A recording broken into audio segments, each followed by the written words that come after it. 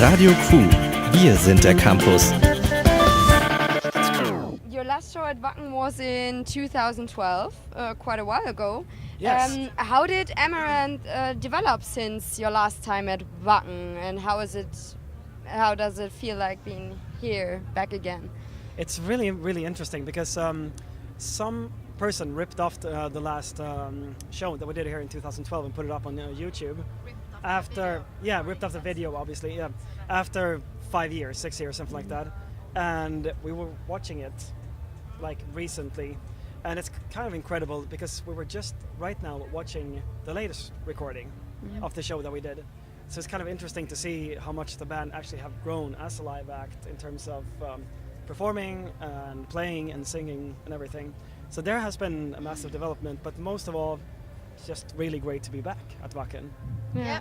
So what do you like about Wacken most? We love everything, actually. I'm not saying that because, I'm talking to you. I know I'm saying that because it's true. It's, the backstage for us artists could be the best on all festivals. And the bands are always great, and the audience is amazing, fantastic, and it's just like one of the biggest festivals in Europe. Everybody knows that. People even coming from abroad, to go to Wacken. So it's a big honor to play again. Okay. And we are in love. So it was very fun. And I remember last time I was so sick when we played that show. So I remember I couldn't sing that well, and then like he said, the video came out and it was like, but the response was very good. I remember that from the fans. Yeah. It's crazy though, it's been 6 years. I can say it feels like 2. Maybe 2. I am just like 1.5 years older, maximum 2. I can't. 2 years younger. Thank you. we're like that. But it's a long time ago. But it was fine. I hope we don't have to wait another 6 years. Yeah. Because I don't. That will be 2024. We don't want that, please. Yeah. Okay, so you liked it. Have you been on festivals before starting the career? And how did your festival weekend look like when you were younger? I think it's the same for Elize. I have to be honest. I've never been to a festival as a visitor in my whole life. Oh my and God, I'm really... awesome. Yeah, I know. But I think my excuse will be that I started to tour quite early on, and before that I was a little bit too young to go to the festivals. And the first festival I played was maybe 19 or 20 or something like that. But I don't know, it just never happened. Actually, I went to city festivals with my father, because my father used to work as a security on shows, like the people that stands behind the stage. Yeah, he was one of those guys. And he actually brought me to a lot of live shows while he was working. Yeah, so I was probably, 4 or 5 or 6 when I was to metal concerts. And he's still bragging about that he was like for Sepultura, for example, he was there as a security. So I remember I loved live music, and I loved loud music. So the whole life I've been listening really loud music. And my sister went to festivals like Roskilde, and I know my brother went as well.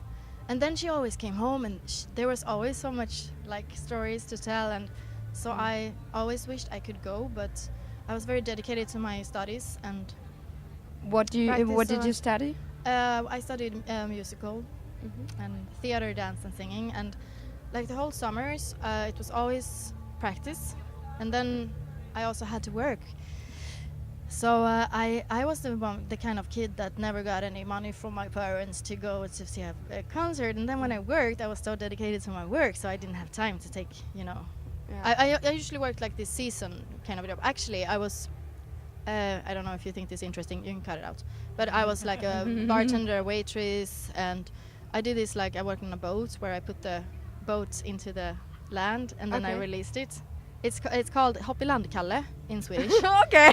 Yeah, and it's like, so when you work like that, you don't get like, you can't be like, oh hey, I'm gonna take 4 days off, I'm going to a festival. Oh, well, so that's the reason why I never had the chance to go. But then I dreamed about it so much that I thought maybe we can start a band, and maybe we can actually go to festivals and play there. So that dream came through.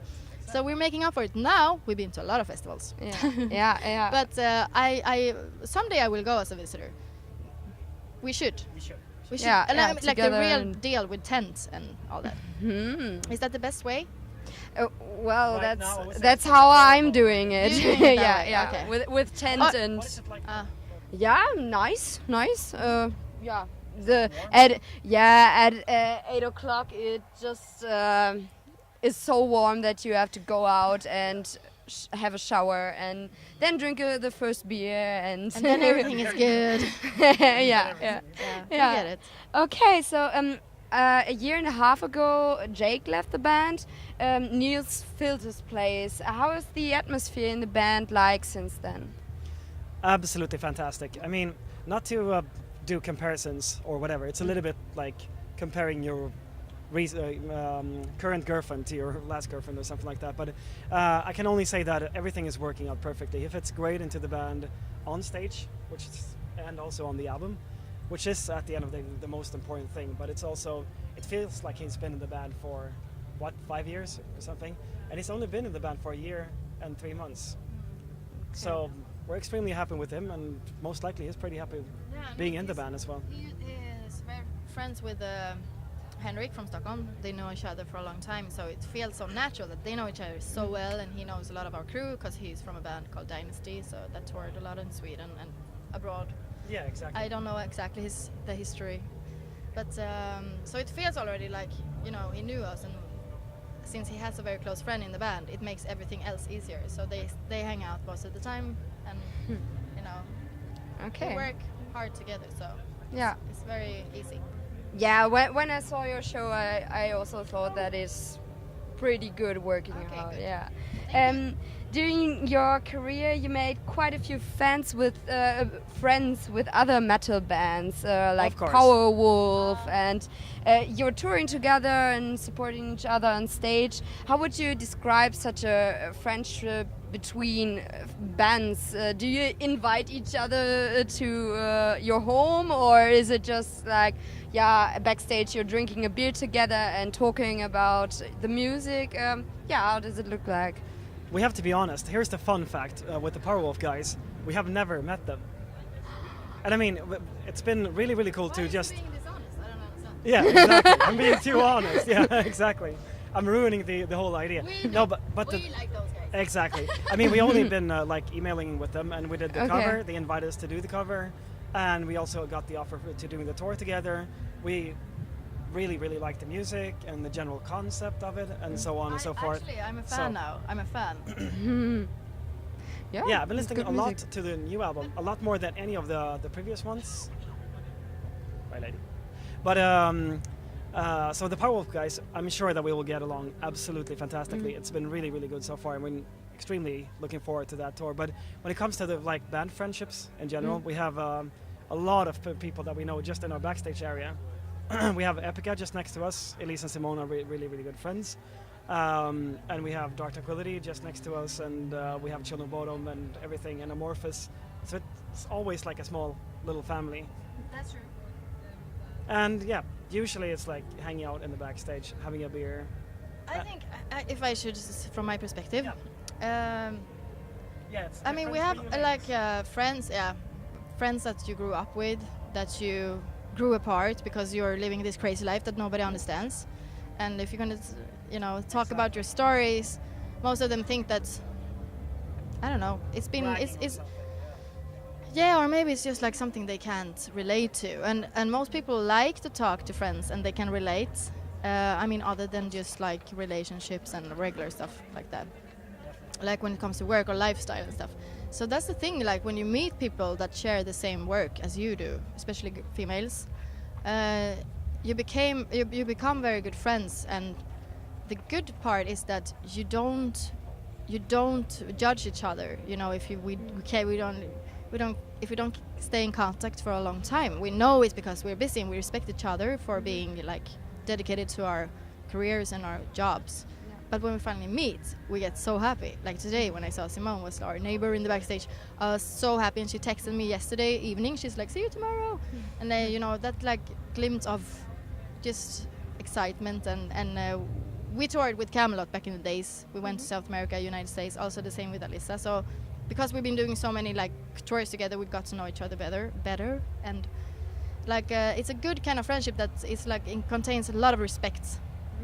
And also like you don't have time to like start like you could with your old friends, maybe, you know, argue about things or something. We were really supportive, and it feels amazing to not be alone. It's like Olof said, it feels like for me also as well that I have a very big family, including all the boys.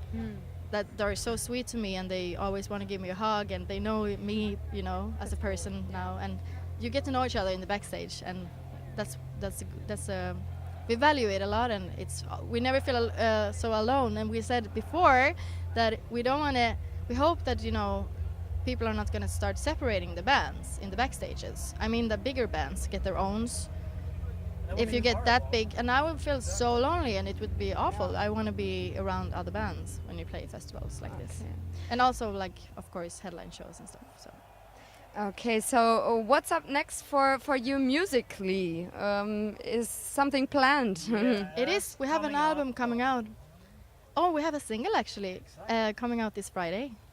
Cool. On the 10th. Yeah, with the Nils. It's called 365. You can count your own conclusions about that title. No, but yeah. And then we're gonna release a second single, and then the album comes out in October. And yeah, we actually wrote it in 2 months, and we recorded it in 2 months. Whoa. I know we're crazy, but that's what we like. We like people to be crazy. Just go there, do your shit, like do things you wouldn't expect yourself to be able to do. Like we never think like, but the label asked, are you guys sure you can have enough time to write a new album? And we're like, we do not like to say no. So we said, of course, yes. And we did it. So exactly. And we figured it was also a good thing for us to actually push ourselves a little bit. If we you love music, so exactly. why not just like, and if somebody asks us if to we do sit something, down, we were like, why would we say no? Exactly. And if we sit down to write music, me and Elize together, who has been writing this whole album, it has never happened even once that we haven't composed something. So when the label asked, I was at first like, okay, this could really be pushing it. So in the back of my head, I was thinking initially that, okay, if this goes south somehow, then maybe we'll have to push the recording, worst case scenario. But it just turned out the other way around, because it was only 2 months we were constantly in the zone, day and night, every single day, composing all the time, so you never lost the focus of it. And I think it really, really helped the album, because it's a very focused album. And it's January, February, like the most dark months. So okay, so you didn't get disturbed by it. Yeah, exactly. It's pretty low on touring and things like this. So we just took a break from touring for 2 months to write it, and then another 2.5 to record it, and poof, there was an album, which is, at least in our opinion, the best album that we've ever composed. Yeah. Or what do you think? I don't judge my own work. I always do. So you wait for the fans to judge. That's the final judgment. We don't like them to judge. We just want them to feel good and relate to the stories in the songs, and you know, feel something good. Yeah. But of course, if they don't feel anything good, okay. So that's the worst. That's their problem. Yeah. That's the worst. Worst feedback. We could get. Yeah. So, but connecting to the fans, what fans really enjoy is that when your favorite band talks in the language that the fan is living in. So is there something that you can say in German? Oh my God. Funny things or swear words? Genau. Ich habe Deutsch gelernt in Schule vor 6 Jahren. 3 Jahre. Not bad. What should I say? Actually, I remember that the German crew taught me long ago the word schlafen. That's my favorite word, because I love to sleep. That's my favorite word too. Nice. So I Meine need to Name know that, schlafen, and that means I need to sleep. Mein Name ist Olof und ich liebe schlafen. Ich liebe dich. Super. I like that too. Ich liebe dich. Aww. Das ist geil. Nice. Yeah. That's very important to know. Naturally. Dankeschön. Tschüss. Yeah. Nice. Yeah. Okay. Sprechen Deutsch ist nicht so gut, aber ich kann das gut verstehen. Verstehen. Yeah. Okay. Close enough. Yeah. It's been a long while.